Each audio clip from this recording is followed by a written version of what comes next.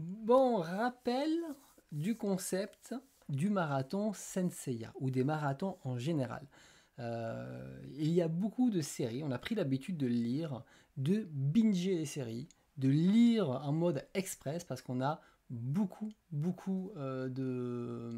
comment ça s'appelle, de lecture et on a tendance des fois à rusher sa lecture et finalement des séries qui font des fois 30 volumes, on le lit en une semaine, on passe à autre chose et on n'a même pas eu le temps de vraiment apprécier sa lecture que déjà, ça y est, on l'a oublié et c'est fini. Et aujourd'hui, je vois que plus ça va dans le temps, plus j'apprécie de finalement étaler ma lecture dans le temps. Alors, j'avoue que quand on fait une chronique après, c'est plus compliqué donc je note plein de choses pour moi, pour mes chroniques, mais quand on lit de manière chill, c'est cool justement de prendre le temps de se dire non mais je lis maximum ça de mon livre et en fait ça va durer. Et là, quand j'ai fait le marathon Dragon Ball où on lit un volume par semaine. Dragon Ball, ça fait 15 ans que je ne l'avais pas lu.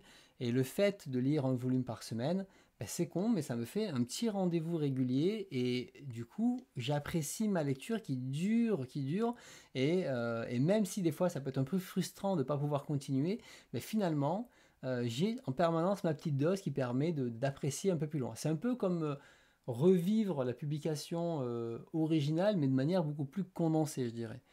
Et c'est vrai que le rythme de un volume par semaine, et nous on va faire 4 volumes par mois parce que Monsieur Mangas, lui par exemple, il fait vraiment toutes les semaines ou 2 semaines. Moi c'est un peu différent. Je me suis dit ça peut être pas mal de l'appliquer et le faire sur Senseiya. Senseiya, ça fait des années que je n'avais pas lu. C'était l'occasion de le refaire. Et quand je lis, généralement, et ça après c'est chacun le fait à sa sauce, je sais qu'il y en a qui lisent les 3 volumes, enfin les volumes le dernier jour, n'est-ce pas Zeno? Et il y en a d'autres, ils préfèrent lire un volume par semaine d'un coup. Perso, quand je lis un chapitre tous les soirs. Donc par exemple pour Dragon Ball, je fais en sorte d'avoir enfin avoir mon livre qui dure une semaine. Pour Senseiya, c'est un peu plus compliqué. Et donc ce que je fais, c'est que je lis un chapitre tous les soirs. Et quand j'ai plus de chapitres, ben, du coup j'attends. Et j'attends le lundi pour reprendre le volume suivant et lire comme ça. Parce que souvent Senseiya, c'est entre 4 et 6 chapitres par volume. Et donc, ce qui fait que tous les soirs, je lis mon petit chapitre de Senseiya et Dragon Ball, et j'apprécie comme ça la lecture au fur et à mesure. Donc voilà, donc ça c'est un peu le rappel du concept et de prendre le temps de lire, d'apprécier, parce que quand vous n'avez que 50 pages à lire, ben, si vous le rushez, ça vous dure 2 minutes. Et c'est moins intéressant. Alors que si vous prenez le temps de le lire vraiment et de regarder les planches, de rentrer dans l'histoire et compagnie, eh ben, c'est là où vous voyez des choses que d'habitude vous ne regardez pas. Parce que vous êtes accaparé par la lecture et le page turner des livres. Donc voilà, et bon, pourquoi donc Senseiya? Parce que ça fait longtemps que je ne l'avais pas lu. Et en fait, Senseiya, aussi, on connaît beaucoup la série enfin, on connaît beaucoup donc, ce titre par la série animée qui a animé beaucoup de personnes, dont votre serviteur qui est là, qui kiffait les Chevaliers du Zodiaque quand il était petit, et enfin ado, hein, plutôt. Et donc du coup, la version manga est quand même assez différente. Donc on va pas s'amuser à comparer les scènes de l'animé et compagnie, mais si j'ai des souvenirs qui me reviennent, je vous dirai, ah, je m'en rappelais dans l'animé, ça sera ça. Mais là, c'était ben, de lire un peu le manga, en parler, et du coup, ben, voilà, et c'était de revenir sur des passages et des souvenirs, de dire, ah ça, ce passage-là, il m'avait plu et tout, parce qu'on va pas se le cacher. Senseiya aujourd'hui c'est un peu vieilli. Effectivement, le trait de Kurumada est quand même assez particulier. Il y a des trucs qu'on peut critiquer et de manière générale, bon, comment dire, des fois scénaristiquement, il y a des grosses facilités. Hein, on va pas le cacher. Kurumada aurait pu se faire autre chose. Mais c'est pas grave, c'est quand même le plaisir de le découvrir et je me dis, ben, ceux qui veulent le lire, ils pourront le lire. Ceux qui veulent connaître Senseiya, mais peut-être pas l'occasion de le lire, ben, ils auront au moins la grande trame de l'histoire. Et ça enlève pas le plaisir de lecture, je dirais, mais en tout cas, ils connaîtront les grosses différences. Et pour ça, ce que j'ai fait, c'est que je me suis basé, parce que j'ai cette édition, hein, j'ai ma première édition qui est là, elle a vieilli, vraiment vieilli. Donc je ne l'ai pas lu dans ce petit format ici. Je l'ai lu sur ma tablette en numérique en grand format pour à la fois profiter de la dernière édition et voir ce qu'elle vaut, pouvoir la comparer et pouvoir me dire mais finalement quelle version je préfère entre ma version souvenir ou ma version sur tablette. Et puis revivre ensemble les grands moments de Senseiya derrière. Alors, ce que j'ai fait, c'est que du coup, par rapport au fichier numérique, j'ai fait une version condensée. Pardon. J'ai fait une version condensée, ce qui veut dire je ne vais pas vous montrer l'intégralité des planches, mais je vais quand même vous montrer presque la moitié du bouquin derrière. Mais plutôt que chercher les planches sur le petit volume, vous le montrer ou passer toutes les planches qui ne sera pas très agréable visuellement, je préfère vous montrer moins de planches, mais des planches qui étaient assez jolies pour vous parler un peu de l'histoire et compagnie. Donc n'hésitez pas à commenter au fur et à mesure, le but c'est qu'on échange, qu'on se rappelle des moments, etc. Et là c'est un peu un essai, on verra ce que ça donne et on va voir justement ça. Alors, j'ai fait un best-of des planches, mais on va rentrer un petit peu en détail dans l'histoire et de voir un peu certaines particularités aussi, certains trucs un peu drôles, un peu ridicules, un peu cool. Voilà, pas juste faire du fanboy pour du fanboy, mais aussi se moquer quand il faut se moquer, parce qu'il y a certains passages, des fois, c'est prêt à rire.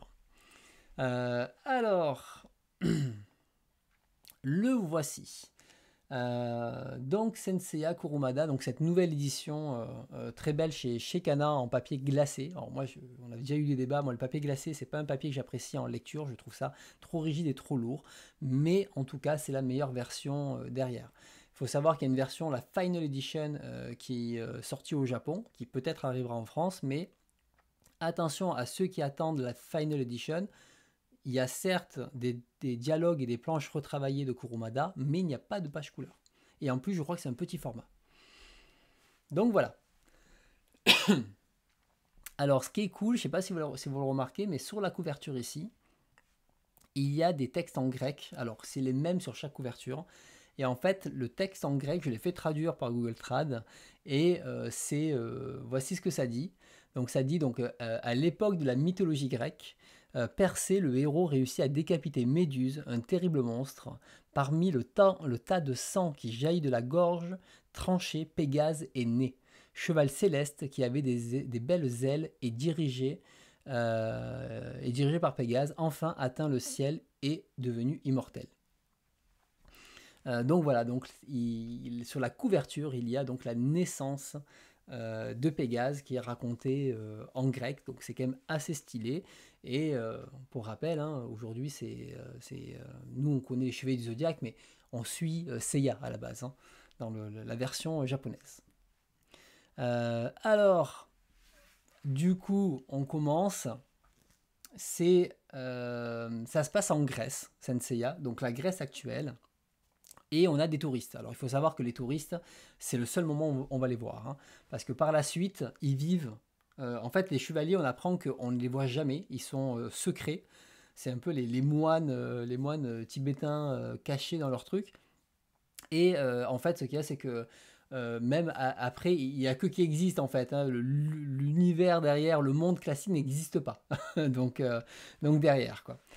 Et donc là, bah, en gros, c'est au début, on voit qu'on est en Grèce avec ces magnifiques temples et tout. Et on découvre Seiya, un chevalier là, qui arrive. Et on apprend l'existence donc du cosmos. Qu'est-ce que c'est le cosmos? Et le cosmos, ça va être tout l'enjeu de Senseiya. Donc le cosmos, quand on était petit, on était là, waouh, le cosmos, c'est trop cool et tout. J'ai fait brûler mon truc, j'ai plein d'énergie et tout ça. Et ça, c'est très cool. Donc voilà, donc le cosmos, et on apprend bien sûr les légendes des chevaliers qui sont là pardon, pour justement protéger Athéna, qui ont une force incroyable. Alors regardez cette planche, elle est superbe, on dirait vraiment un tableau. Je sais pas si c'est un vrai tableau qu'il a repris ou s'il a dessiné ou quoi, mais en tout cas c'est vraiment superbe. Et Seiya, on arrive et c'est comment ça s'appelle, c'est la veille du combat où Seiya doit gagner son armure de Pégase. Et là déjà, on va découvrir pas mal de personnages. donc notamment Marine ici, China. Alors après, des fois je vais dire les noms français, hein, m'en voulez pas. Cassios, son ennemi, le grand Pop qui est ici. Voilà. Et en fait, et donc ils doivent combattre. On a notre personnage, celui-ci. Pour l'instant, je ne vais pas en parler, mais ça sera un personnage important. Ceux qui connaissent la série savent qui c'est. Ceux qui ne connaissent pas, on aura l'occasion de revenir dessus. Donc on assiste au combat entre Cassios et Seiya. Alors avant, il y a un petit rappel de l'entraînement. Alors l'entraînement, même à l'époque, hein, en dessin animé, j'étais là. L'entraînement, il est assez violent. C'est quand même 1000 abdos suspendus dans le vide. Je ne sais pas si on peut appeler ça un entraînement ou de la torture. À voir. La notion est floue, hein, j'ai l'impression, parce que je rappelle que Seiya, il a 13 ans. Enfin là, il a entre 6 et 13 ans. Je ne sais pas quel âge il a, mais il est très jeune, quoi. Donc moi, ça m'avait un peu choqué à l'époque. Voilà, comme tu dis, Saitama, il est en sueur, quoi. Seiya, il fait 1000 abdos dans le vide et il craint rien, quoi. Et même s'il tombe, c'est bon, ça craint pas, il est en vie, quoi. Donc ça m'a fait rire. Bon, elle lui parle de sa constellation, la constellation de Pégase et compagnie. Et ça, c'était cool à l'époque, hein, tu vois, ce côté céleste et tout, on kiffait. Et bien sûr, voilà, elle lui explique comment concentrer sa force derrière. Donc toute la partie, comme je disais, cosmos, avec l'univers, le Big Bang, enfin voilà, c'est incroyable quand t'es gamin, c'est génial, ils peuvent ils peuvent briser les étoiles, etc., et transformer son point en comète. Donc voilà, je sais pas combien ont essayé petit de taper 100 coups à la seconde, je pense que pas beaucoup ont réussi, hein. Donc ça nous faisait rêver. Et donc il a ce combat contre Cassios, il se fait un peu déchirer, tout ce que tu veux, etc. Il attaque Cassios et il faut savoir que on va avoir énormément d'images comme ça. C'est un peu la marque de fabrique de l'auteur depuis qu'il a fait Ring Nikakero. C'est la marque de fabrique de lui. Et dans cette version, on a les noms qui sont traduits en japonais. Donc Pegasus Ryuseiken. Et dans l'ancienne version, hop, bien sûr,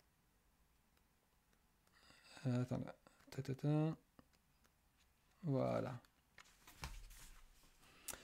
on a par les météores de Pégase. Et ça, on y reviendra, mais c'est vrai que il y a un charme avec le météore de Pégase, avec d'autres techniques qui ont été traduites en français à l'époque, que je ne retrouve pas dans cette édition-là. Et il y a des moments, alors un Pegasus Ryuseiken, c'est ok, facile. Vous verrez quand il y a le Phénix qui fait des attaques et des choses comme ça, ça ne rentre pas. Je ne sais pas quelle attaque il fait en fait, je ne me rappelle pas. Mais en tout cas, on a ça. Alors il faut savoir que dans le combat contre Cassios, il y coupe une oreille. Dans l'animé, ça gicle du sang. L'oreille, elle bouge, elle saute sur le sol. Enfin, c'est assez dégueulasse. Mais en tout cas, voilà. Il terrasse Cassios en faisant brûler son cosmos. Hein. Je passe le combat derrière, qui est assez court. Hein. Le combat, il ne faut pas s'attendre à un truc. Hein. Souvent, c'est des coups comme ça. Il n'y a pas plus. Et effectivement, je trouve que ce genre de planche, j'en ai mis pas mal. Elle pète la classe quand même. Elle pète la classe et j'avoue que dans cette édition-là, c'est quand même très très beau. Donc une fois qu'il a gagné l'armure, du coup, Shina, donc là on découvre aussi qu'elles ont toutes des masques. Hein. Ça c'est un peu dommage, c'est que d'ailleurs, toute cette partie où Shina et Marine, toutes ces femmes guerrières n'ont jamais été vraiment développées dans l'univers. Alors je pense qu'il y avait un truc vraiment à faire. Et donc Shina, elle n'est pas contente parce que en plus Seiya et Marine sont japonais. Et comme ils sont japonais, du coup, ça revient pas de droit. Ça aurait dû être Cassios, mais Cassios, voilà, vous avez vu le gabarit, c'est quand même pas rien. Donc elle l'attaque et quand il y a les attaques, on a toujours comme ça ces attaques avec le serpent, etc. Donc voilà, donc des coups, les trucs principaux, hein, c'est-à-dire vraiment les 100 coups à la seconde. Enfin là, il y en a en fait que 85, et moi si j'en fais 86, je suis plus fort que toi. C'est des choses comme ça. Et bien sûr, Du coup, Seiya utilise son armure avec Pégase qui apparaît pour la première fois. Alors, on dirait un démon, là, Pégase, hein. J'ai l'impression de voir le démon qui sort de son armure, en fait, de son coffre. Et on a l'armure, ça y est. Ouais, c'est Bomba, exactement. Et on a l'armure, mais ce qui est intéressant avec l'armure, c'est qu'à chaque fois, Kurumada, il a fait une version qui est comme ça, indépendante, qui ressemble à l'animal, et bien sûr la version la même portée. Voilà, et là, Seiya a son armure. Alors, je sais pas ce que vous en pensez, mais pour moi, là, on est sur de la protection de vélo. Voilà, on protège les genoux, on protège les coudes, un petit peu les épaules, mais je sais pas si on peut vraiment appeler ça une armure. Je sais pas ce que vous en pensez, mais voilà. Et surtout aussi, on le voit pas, mais il met son armure à la main, hein. C'est pas très, c'est pas un mode comme dans le dessin animé, ça tourne et tout, non, et là il les met à la main. J'étais mort de rire, j'ai fait ah oui, d'accord. Alors là c'est ne bouge pas, on va t'attaquer, mais par contre avant, je me change. Ne bougez pas, alors j'enlève mon pantalon, je mets mon armure, voilà, c'est bon. Et effectivement, il a un serre-tête, un beau serre-tête derrière. Mais sur ce côté un peu classe l'armure, je trouve que il était un peu chiche dans cette version quand même. Donc voilà. Et là, maintenant que vous voyez l'armure, il faut repenser à. Alors attends, est-ce que je le vois en gros là? À Cassios. Est-ce qu'on l'a en gros là, Cassios? Voilà, qui est là derrière. Est-ce que vous voyez Cassios avec l'armure de Pégase? Je suis pas convaincu, hein. Ouais, je sais pas comment il l'aurait mis en tout cas. À moins que le fer soit extensible, mais là c'est un peu compliqué. Donc voilà, donc en tout cas, il y a quand même des planches assez cool, hein, comme vous pouvez voir de ce côté-là. Bien sûr, il va battre, enfin, il veut plus abattre Shina parce que c'est une femme, et en gros, il va gagner, il va laisser partir. Et Seiya, ce premier chapitre se termine sur les intentions de Seiya qui veut retrouver sa sœur. Et donc du coup, il arrive à négocier de voir au moins le visage de Marine. Marine qui est sa tortionnaire, donc Seiya a le syndrome de Stockholm. On peut le dire, hein, puisque là, voilà, quand même, il apprécie beaucoup Marine, et je pense qu'il a un vrai problème. Ou alors Seiya est un peu maso, et il aimait bien justement cet entraînement. À voir. En tout cas, ce premier chapitre, il pose l'ambiance de Seiya, ça y est, et on peut continuer. Et on attaque le deuxième, qui est la mise en avant de l'armure d'or. Et là, on découvre que, ah, il y avait une armure de bronze, et il y a des armures d'or, donc il y a autre chose. Donc on commence avec une présentation au public des chevaliers, comme quoi ils sont capables de faire des trous incroyables et tout, et que on apprend qu'il y a donc la fondation Kido avec Saori, une héritière richissime, parce que le père qui a organisé tout ça maintenant est mort. Donc voilà, et on va découvrir toutes les armures qui sont déjà arrivées, donc 7 urnes, et surtout on découvre qu'ils ont envoyé 100 enfants, 100, et seuls 10 ont réussi. C'est-à-dire que la fondation Kido a quand même envoyé des orphelins, parce que c'est que des orphelins, a envoyé 100 orphelins, donc ils ont récupéré 100 orphelins, les ont envoyés à la mort, et ensuite en ramènent 10, parce que l'objectif de ça, c'est de faire un tournoi entre eux pour qu'ils s'entretuent. C'était pas mal quand même. Là, j'ai un peu l'impression de revoir, tu sais, je sais plus, en Tchétchénie, là, le dictateur, là, tu sais, qui faisait combattre des gamins de 14 ans en MMA, là, tu sais. Ah, j'ai fait, ah oui, c'est vrai qu'on envoie des orphelins à la mort, j'avais oublié. Donc, je sais pas ce qui s'est passé dans les lois japonaises, mais il y a eu un loupé quelque part, je pense. Je crois que là, je crois que l'auteur, il est allé peut-être un petit peu fort de ce côté-là, mais il y a d'autres révélations après qui sont incroyables. De ce côté-là. Donc voilà, on voit quand même les armures qui sont quand même super classe avec les personnes. On peut voir là un dragon, là il y a Andromède, c'est la licorne, l'ours, etc. etc. Donc il y a quand même des trucs très cool. Avec justement toutes les constellations. Voilà. Et le côté un peu qui me fait rêver parce que faut penser que tout le monde pouvait aussi avait sa constellation. Donc Donc on pouvait aussi en trouver. Alors bon, bien sûr, on a Seiya qui arrive, qui flex, hein, qui fait ouais, moi non, je suis le kéké là, qui fait ouais, non mais moi je veux pas participer à ce tournoi, moi je veux juste retrouver ma sœur. Et en gros, Saori, elle lui fait du chantage affectif et elle lui dit si tu veux voir ta sœur, moi je peux te la retrouver, mais tu participes à mon tournoi, 1-1. Voilà. Et là, il a fait bon, ok. Donc voilà, c'est quand même pas mal. Donc, euh, donc j'ai beaucoup rigolé en lisant ça. J'ai fait ah oui, d'accord, c'est Saori, c'est une vraie pétasse, hein, vraiment.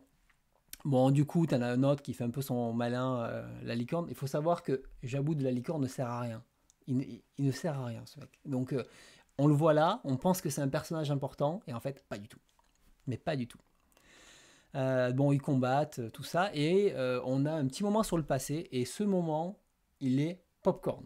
Mais popcorn, on a Saori qui a 6 ans, parce que du coup, on comprend que là, ils ont 13 ans, parce que le dessin animé avait vieilli les personnages. Ils avaient des appartements, des machins, ils avaient plus 16, 18 ans, mais dans le manga, ils ont 13 ans, et ça, on l'apprend bien plus tard parce qu'on comprend pas au début, on n'a pas compris que c'était ça. Et en fait, c'est quand on a les fiches des personnages, on va marquer 13 ans.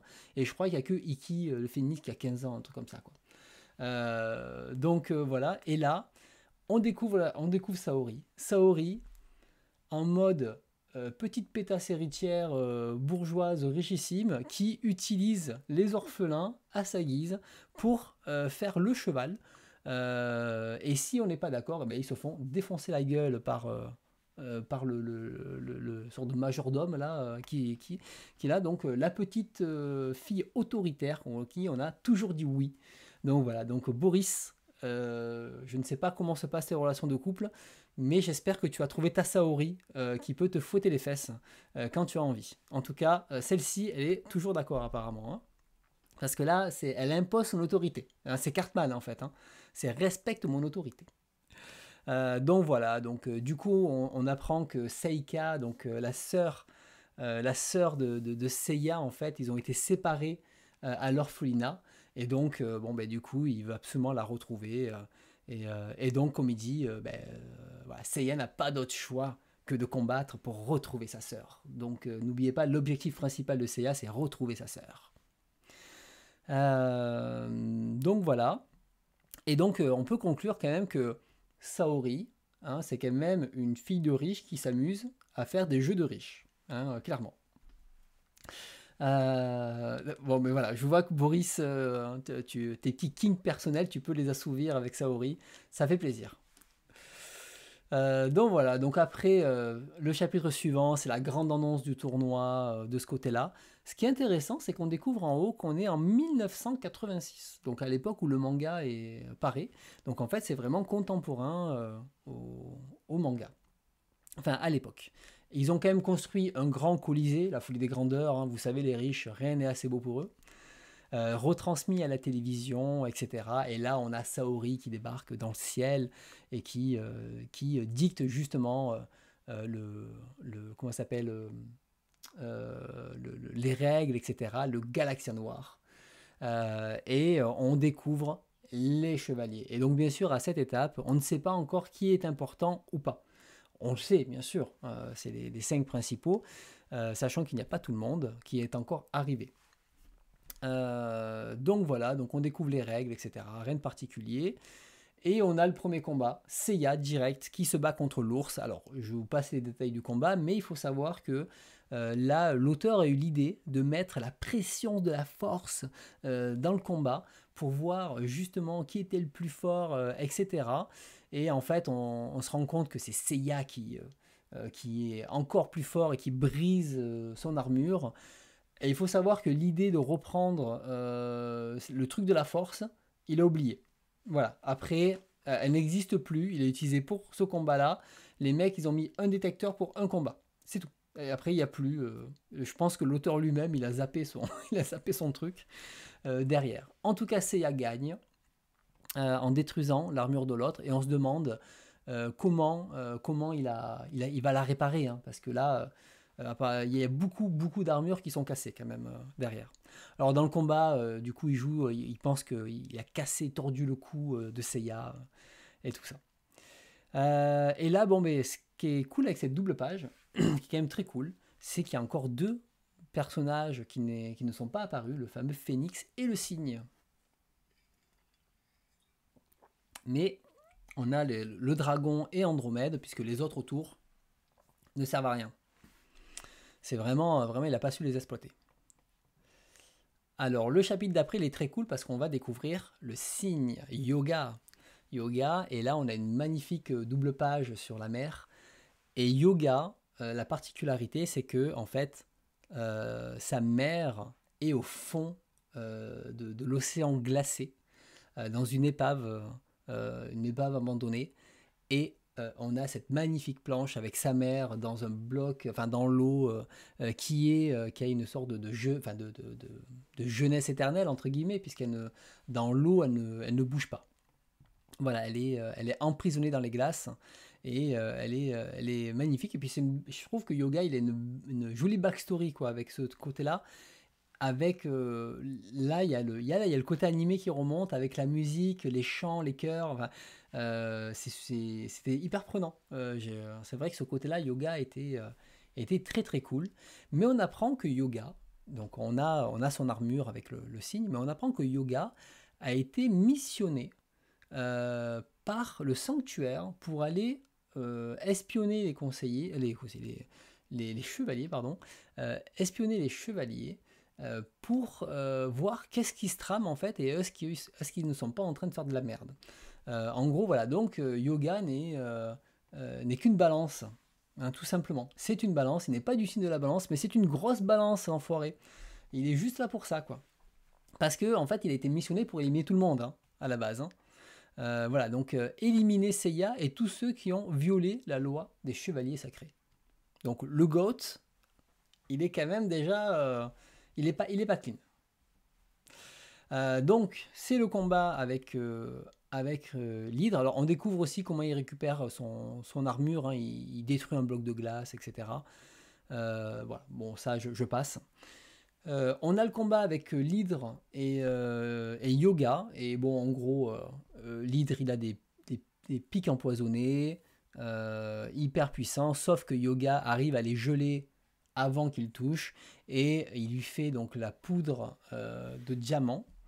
Et c'est vrai que le Diamond Dust, à la limite, ça va, parce que c'est en anglais, on arrive à le lire. Mais les versions, quand c'est des noms japonais, c'est plus compliqué. Et c'est quoi? C'est poussière de diamant, je crois, en français. Je cherche. Voilà, par la poussière de diamant. Donc c'est ça. Donc voilà, donc là, et il faut savoir que l'hydre là était considéré comme un gros naze par les autres. Même les autres se moquaient de l'hydre pour dire à quel point il était nul. Et bien sûr, bon, il le défonce. C'est pas un problème pour lui. Voilà, on attaque le combat suivant, le dragon. Et là, le dragon, quand il arrive, direct il attaque. Hein. Il n'a pas le temps. Voilà, Shiryu, il n'a pas le temps. Il commence le combat, bam, un coup, même pas bonjour, même pas le respect des règles de combat, un petit bisou, tout ça, rien du tout. Et en plus, il flex parce que il est venu avec sa meuf, enfin sa meuf l'a suivi, donc c'est le seul qui a une meuf dans le lot à 13 ans. Et en plus, il est là en mode ouais, non, mais t'inquiète, je règle le combat en 2 secondes et on va aller voir le maître qui va pas bien. T'inquiète pas. Alors, les gerbes de sang, là, comme ça, là, sur le sol, c'est tout le temps. dans Seiya. À chaque fois, je me disais, mais comment ils font pour vivre s'ils perdent autant de litres de sang par combat? Je me dis, mais s'exploser la gueule comme ça par terre, ça va faire mal quand même. Hein. Et Kurumada, voilà. Donc voilà, oui, mais c'est sa petite copine, hein, c'est sa meuf. Hein. Donc il est venu flex. Voilà, il flex derrière.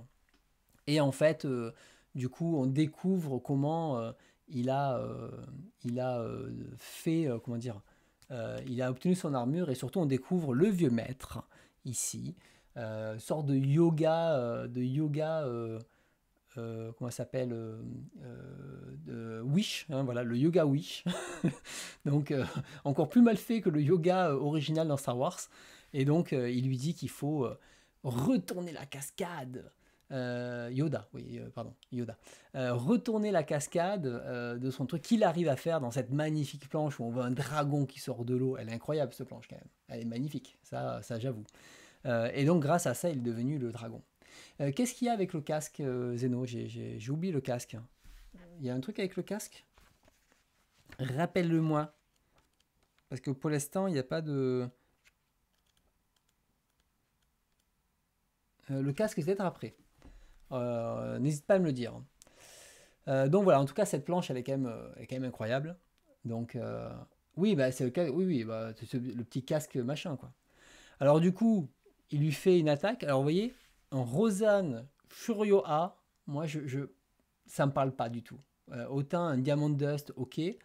Là, ça me parle pas. Et c'est l'envol du dragon suprême de Luçon. Et là, c'est par la colère du dragon de Ruzan. Et c'est vrai que je préfère quand même cette version-là qui est quand même plus lisible que ça. Moi, ça me procure aucun plaisir de lire un truc comme ça, mais la planche est quand même hyper cool. Et on arrête à la fin du combat parce qu'en fait, ce chapitre a été coupé pour aller dans le volume 2. Et donc, avant de continuer, on a un truc qui est très cool, et ça, on l'avait déjà dans l'ancienne édition, bien sûr, c'est le détail des armures. Voilà, dans l'ancienne édition, on a la même, je vous montre. Voilà, vous voyez, juste il n'y a pas en couleur, c'est tout. Donc là, on a quand même le détail des armures. Et oui, voilà, ça, je pense que d'avoir tout traduit en japonais, c'est respectueux, mais c'est pas lisible. Il y a des moments, je pense qu'ils sont allés trop loin. Et il y a des comme ça, des attaques, je pense que c'est bien de garder une traduction française et de la mettre en japonais en dessous, en fait. Moi, ça me dérange moins, ça me dérange pas. Qu'il y ait les deux, en fait, ça me dérange pas. Et de garder ça, quand c'est un Kamehameha, c'est pas grave, c'est connu. Quand c'est des Genki Dama, c'était dans le dessin animé, on comprend. Il n'y a pas de traduction, mais des fois, voilà. Alors, je dis pas ça tout le temps, c'est un peu au cas par cas, mais en tout cas, je trouve que Seiya, bon, il faut savoir que Kurumada, quand il a fait Senseiya, il a fait d'abord, il a travaillé avec les créateurs de jouets pour faire ça. Donc du coup, les armures ont beaucoup été influencées par les fabricants de jouets. Mais je trouve que c'est quand même hyper malin, hyper ingénieux d'arriver à faire un Pégase qui se monte comme ça et une armure qui se monte sur le personnage. C'est quand même incroyable. Je trouve ça génial, quoi. Et on voit le dragon, pareil. Moi, l'armure du dragon me faisait rêver comme ça, à petit, vraiment. Parce que mon personnage préféré, moi, c'est Shiryu. Je sais pas lequel c'est le vôtre, mais je voyais cette image avec le dragon là, posé comme ça. J'avais trop envie d'avoir le jouet. Mais vraiment, ça me faisait rêver. Donc voilà, donc on est à la dernière page du volume 1 et on va pouvoir continuer sur le volume 2. Hop là, attendez, je crois que ouais, c'est en train de télécharger parce que ça s'est enlevé à nouveau, alors je l'avais téléchargé tout à l'heure. Non, ça n'a pas fini en polémique parce que personne l'a acheté cette édition, donc personne l'a lu. Donc du coup, il n'y a pas eu de problème. Tu vois, c'est polémiques, elles sont faciles, hein. S'il n'y a pas de lecteur, pas de polémique. Alors, volume 2. Non, j'ai pas vu la série abrégée. J'avais déjà vu tous ces trucs comiques, j'ai un peu de mal. Après, il faudrait que je me pose et je la regarde, mais j'ai jamais vu. Alors, je trouve sympa dans cette édition, c'est qu'ils ont mis les couvertures du Shonen Jump de l'époque. Et couverture qui est ben, du coup la même que le premier volume. Donc ça, c'est très très cool. Je trouve que ça fait vraiment édition complète. Ça, c'est vraiment très très bien. Alors du coup, on a la suite du combat de Shiryu. Shiryu qui flex comme d'habitude avec son bouclier hyper dur, hyper puissant, hyper tout ce que tu veux, on s'en fout. Euh, ce qui est intéressant ici, c'est pas la planche en soi, c'est que vous voyez l'onomatopée, elle est en anglais. Et ça, c'est aussi une particularité de Kurumada, avec Rin Nikakero, c'est ce qu'il avait amené. Il avait fait des attaques et il avait mis des onomatopées comme ça en romanji. Et du coup, ça avait marqué le public parce que c'était pas des caractères japonais. Et ça avait vraiment plu. En tout cas, on a quand même voilà, la super armure de dragon. On peut pas dire que autant les visages, ils dessinent pas ouf, autant les décors, les armures et tout, elles sont quand même incroyables. On peut pas dire le contraire.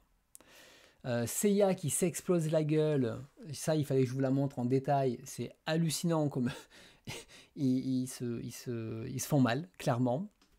Petit, j'étais assez choqué par le sang qui coule. Je me rappelle dans les épisodes du sanctuaire, il y avait des litres de sang par terre. J'ai fait, mais c'est pas possible. Là. Le mec, il a combien de litres de sang quoi. Je me posais la question de vraiment combien on avait de litres de sang dans le corps, quoi. C'est pas possible. Et en gros, Shiryu il flex parce que son bouclier est super fort et son poing est invincible. Tu vois, donc les deux. Et en gros, Seiya va le défoncer parce que il va faire en sorte que Shiryu, son poing, tape dans le bouclier. Et suite à une légende que Marine lui a racontée, et ben du coup, que donne le bouclier le plus fort avec la lance le plus fort? Pouf, les deux s'autodétruisent. Et donc là, bien sûr, ils vont finir entre mecs. Donc Seiya qui se relève en sang. Et ils vont finir entre mecs sans leurs armures. Et ouais, parce que les vrais mecs, ils se battent sans armure. Euh, et donc là, on assiste un peu à un combat à mort. Et dans ce combat, donc avec cette planche toujours, vous voyez, il y va, hein, les grandes planches doubles. Un truc que je kiffais, c'était le tatouage de Shiryu dans le dos. Parce qu'en fait, quand son cosmos est à son paroxysme, un truc comme ça, en fait, il a un tatouage qui apparaît dans le dos qui montre sa puissance. Et il a une attaque spéciale derrière, parce que normalement ils attaquent à la vitesse du son, mais tout n'est pas à la vitesse du son et tout. Et en fait, Seiya découvre que juste avant de lancer son attaque, il baisse le bras et donc son cœur est accessible, mais c'est genre micro-centième de seconde. Et bien sûr, Seiya va l'attaquer à ce moment-là parce qu'il est trop balèze et va le défoncer. Il voit la grille du dragon, donc l'équivalent du tatouage de l'autre côté. Ouais, parce que Seiya, il voit à travers, dans ses yeux, il a un truc de rayon X, donc il arrive à voir à travers les humains. Très pratique pour espionner les vestiaires des filles. Donc voilà. Donc ça, c'est la particularité, le secret de Seiya. Donc plus sérieusement, du coup, il attaque et avec un jbong en gros. Et là, il a tué Shiryu. Il a tué Shiryu. Eh, les gars, il est mort. Premier mort de la série. C'est bon. On plie le game. C'est fini. Shiryu n'apparaîtra plus après. Mais sa meuf, elle lâche pas l'affaire. Et en gros, elle lui dit, non, non, non, non, tu vas sauver mon mec, sinon je t'éclate la gueule. Bon, il ne dit pas comme ça, mais en tout cas, c'est comme ça qu'on peut le percevoir. Seiya, lui, il tient même plus debout. Mais en fait, il y a le drame parce que son tatouage disparaît. Et une fois que le tatouage a disparu, il sera vraiment mort. Voilà. Vous voyez, en fait, c'est le tatouage qui est comme les piles du Racel où on appuie dessus et on a le pourcentage de la batterie qui reste. Vous voyez, avec le petit truc. Et bien, le tatouage, c'est pareil. Voilà. Donc, et en fait, pour le sauver, il faut taper de l'autre côté avec la même puissance. Et bien sûr, Seiya le frappe avec ça. Et bien sûr, il arrive à le faire revivre. Et Shiryu n'est pas mort. Je suis désolé, je vous ai menti. C'était pour le suspense. Et donc, c'est bon. Et donc, Yoga, là, il doute de sa mission. Hein. Bah ouais, mais attends, ils sont gentils ou ils sont méchants, les bâtards? Tu vois, il sait pas encore. Il sait pas. Donc voilà. Et donc là, on attaque avec la suite, le combat Andromède. Donc la nana de Senseiya avec Jabou la licorne qui sert à rien parce que les licornes ça n'existe pas, je rappelle. Et donc Shun qui était doublé par une voix de femme dans le dessin animé parce qu'il ne savait pas. C'était l'efféminé du groupe et généralement quand on était petit, personne n'aimait Shun. Ou du moins ne l'affichait pas publiquement parce que tout le monde kiffait les chaînes d'Andromède. Il a des chaînes qui tuent la classe, mais qui pètent la classe, pardon. Mais par contre, le fait qu'ils soient en rose et qu'ils soient efféminés, il n'y a personne qui disait moi je kiffe Sean. Ça, c'était sûr et certain. Donc du coup, Sean avec ses fangirls, on voit clairement que les visages là, c'est pas Kurumada qui a dessiné, hein, c'est ses assistants. Il n'y a aucun visage qui ressemble à, à des visages de Kurumada. Et donc, ce qui est très cool, et là c'est la classe, regardez-moi cette planche avec ce côté nébuleux, tu vois, qui l'entoure et tout, ces cercles qu'il est en train de construire et tout, sachant que sa chaîne, elle a deux bouts différents. Je ne me rappelle plus entre le triangle et le rond la différence, mais un qui peut détecter les ennemis, un qui peut en défensif, je sais plus trop. Euh, et il défonce la licorne qui sert à rien. Et c'est réglé, mais la chaîne le prévient qu'il y a un grand danger avec le mot Axia, un mot grec. J'ai perdu la traduction, mais ça veut dire danger, je sais pas quoi. Donc voilà, donc une fois qu'il y a ça, alors on sait par contre que la chaîne parle. Voilà, elle sait parler, elle sait écrire. Donc si elle a besoin de communiquer, elle peut lui écrire au moins un mot, ça c'est sûr. Donc, et là, sauf que on se pose la question si le phénix n'est pas arrivé, parce que le phénix n'est toujours pas là. Et là, d'un coup, quelqu'un sort de l'armure d'or, parce que l'enjeu, ce que j'ai pas précisé, c'est que l'enjeu du Galaxian War, c'est de gagner l'armure d'or. L'armure d'or du Sagittaire qu'ils ont volé quelque part, je sais pas où. On lui dit qu'on lui a donné, mais pas plus. Et on a une magnifique planche, regardez cette planche comme elle est incroyable, le phénix apparaît. Et je dois dire que le personnage du phénix était un de mes préférés aussi, mais comme il était à part, un petit peu à part, du coup, c'était dire qu'on aimait le phénix, c'était se la péter. Voilà, parce que c'était le plus balèze, alors qu'il fallait choisir un des 4 chevaliers de base. Mais tout le monde aimait le phénix avec ses petites queues derrière, là, et machin et tout ça. Donc, il apparaît, donc en tout cas, l'effet de lumière et tout, il est quand même superbe, hein, on est d'accord. Le phénix est là, avec là, et on découvre que Shun et le phénix sont frères et sœurs. C'est le Dark Sasuke, exactement.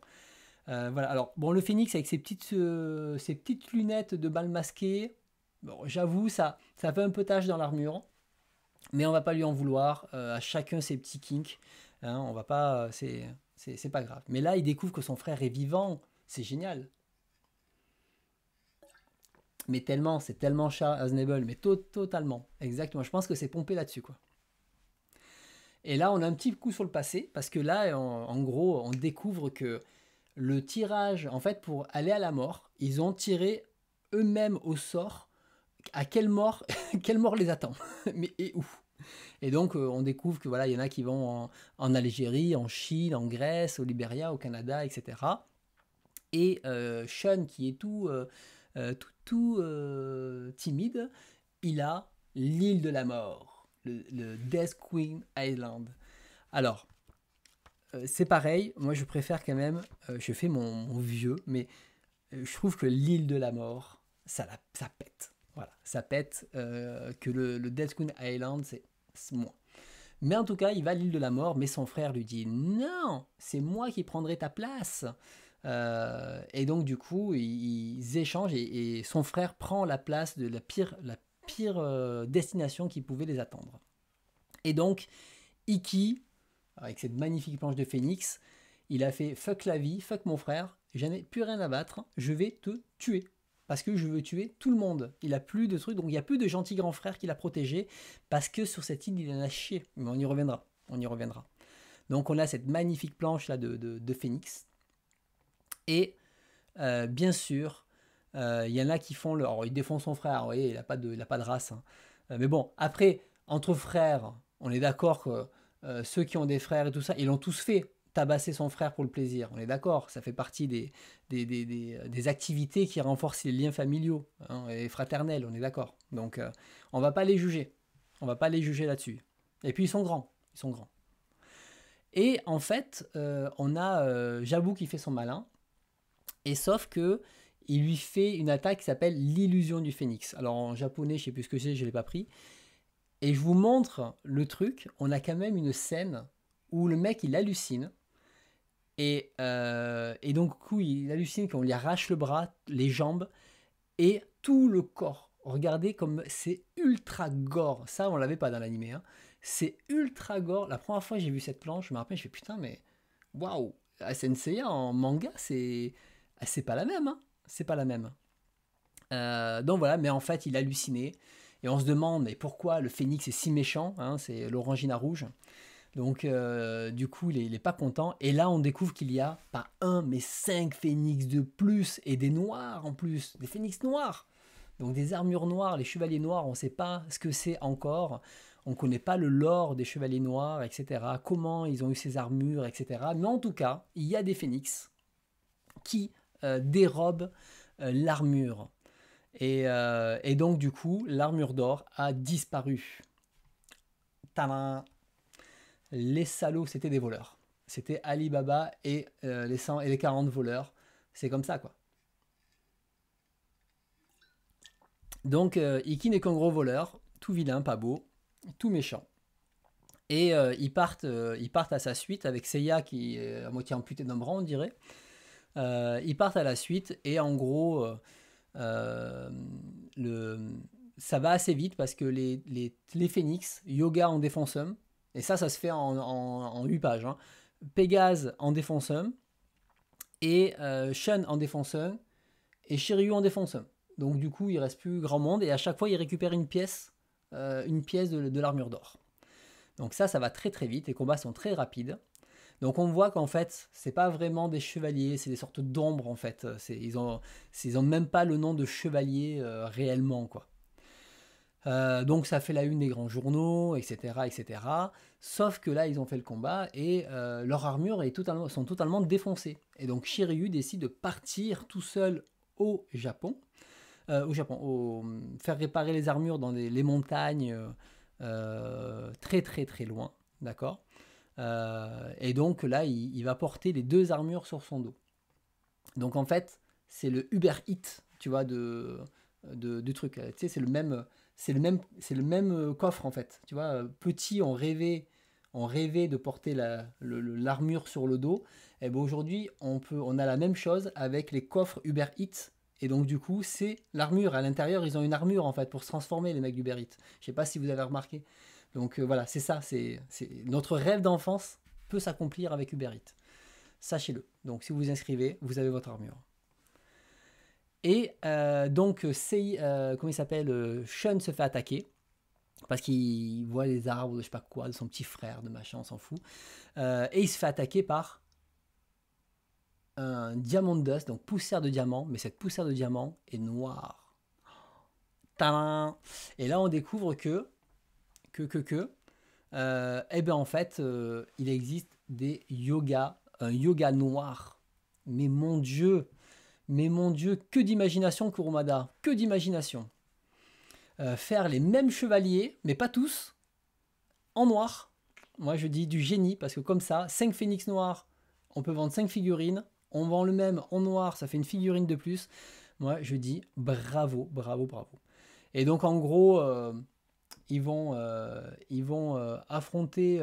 s'affronter. Mais surtout, je crois qu'il peut aussi... Voilà. Regardez bien, Shun peut utiliser sa chaîne sans son armure. Alors que normalement, elle est attachée, hein, son armure, sur le truc. Et il peut l'utiliser sans son armure. Donc moi, je dis, là, il y a arnaque. Il y a arnaque sur le truc. Mais on a un... Et c'est le seul qui se retrouve tout nu, hein, aussi.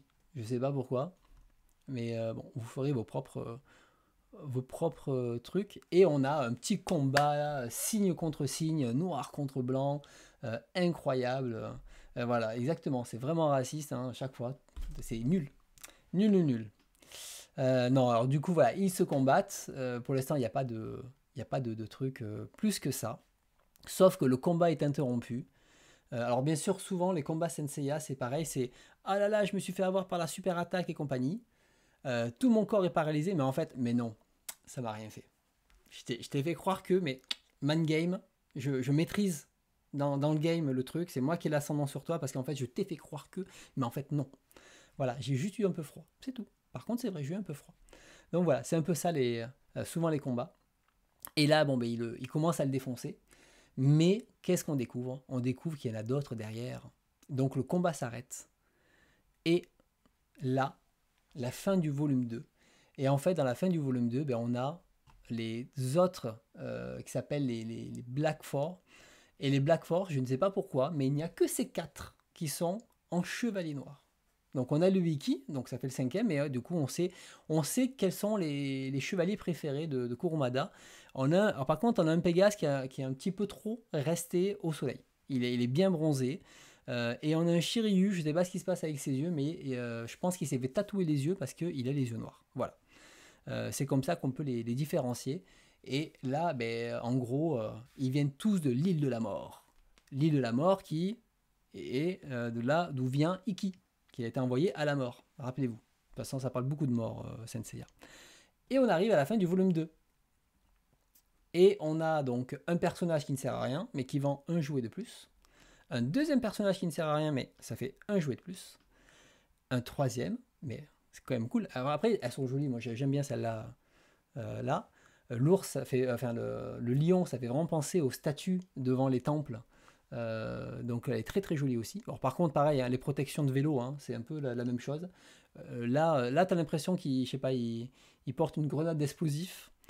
Et là, je sais pas, les grandes épaules, c'est grand, voilà, je dirais c'est grand. Et on arrive à la fin de ce volume 2.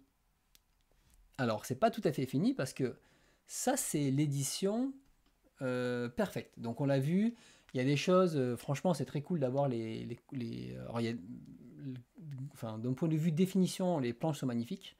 Les planches couleurs sont très sympas. Et en plus, d'avoir comment dire,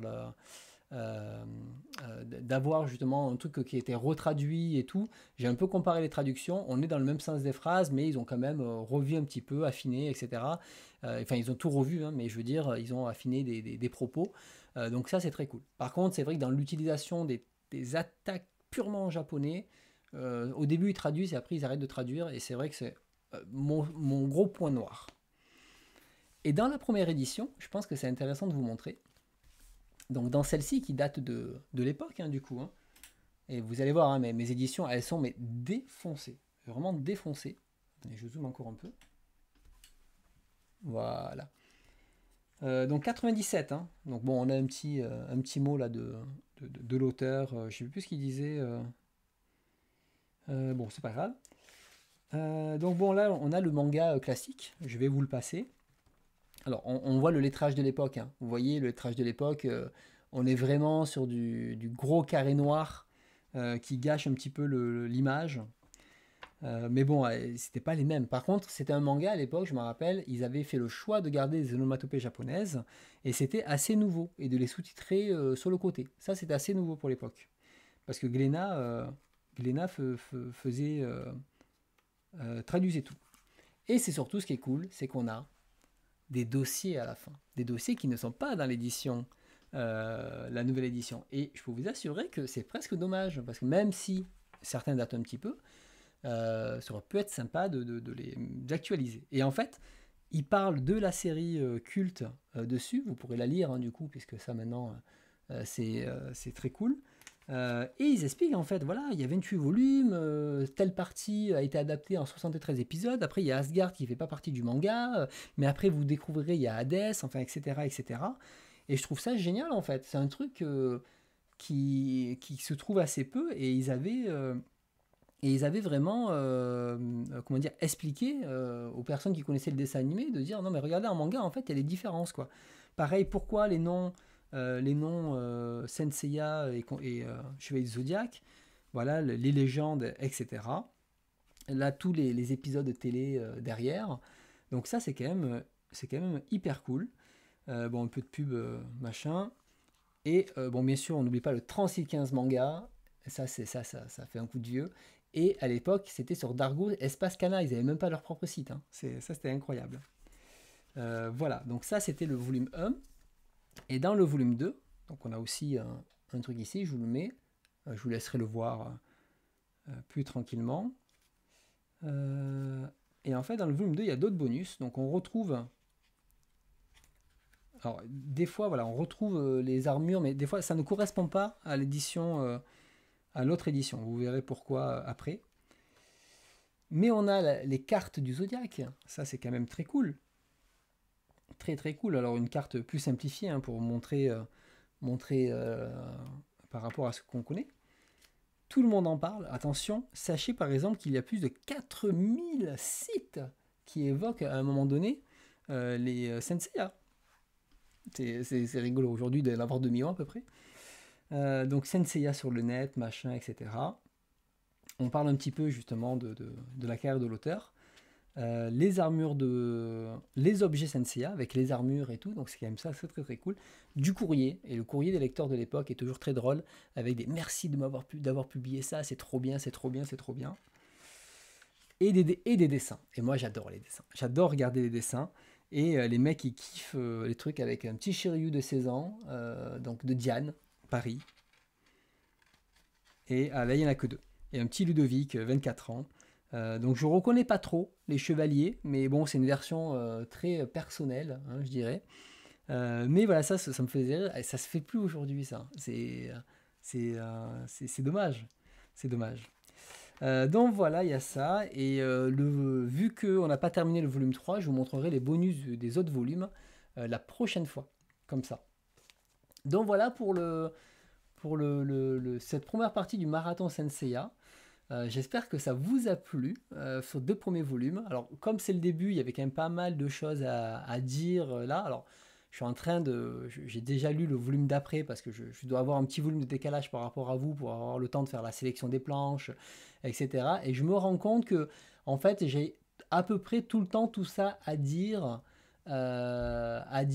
pour chaque volume. Donc, je sens que le marathon, à chaque fois, ça va durer un petit moment. Hein, on va en avoir pour une bonne heure. Mais j'espère qu'en tout cas, cette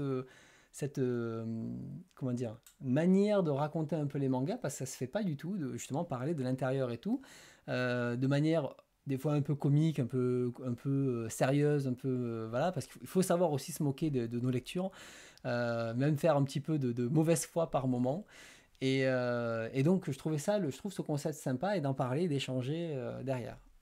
Donc voilà, alors dites-moi, vous, c'est quoi votre team justement? Quel chevalier vous aimez? Parce que pour l'instant, on n'est pas encore sur les chevaliers d'or, mais parmi les 5, lesquels vous aimez, vous êtes la team de quoi? Moi, j'étais dragon, j'adorais le dragon.